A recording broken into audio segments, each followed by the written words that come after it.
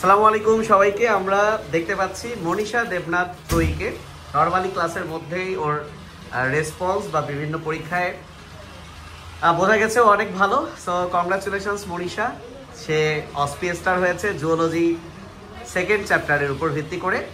তো আমাদের যে অসপি সেকশন, এই যে পোলাপান দেখছে, তারা তো অসপি খেলতেই পারে নাই, তারা আফসোস করছে।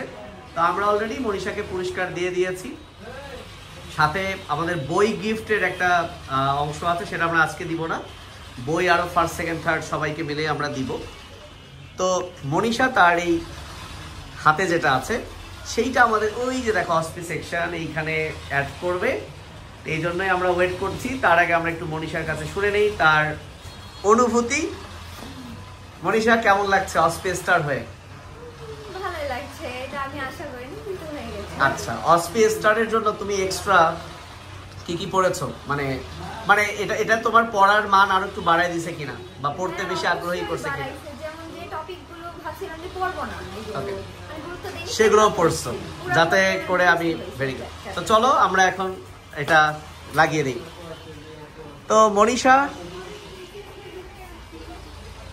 ঠিক এই জায়গায় হ্যাঁ, ওই বরাবর নিচে।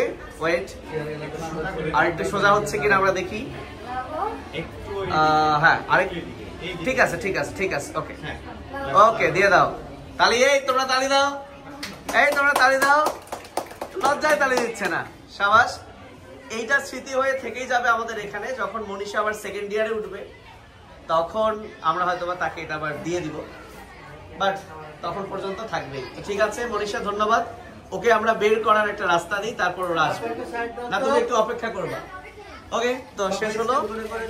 তাহলে তুমি কি চাও যে আরো অসপি স্টার হতে আবারও, না এটাই শেষ? তোমার কি মনে হয়?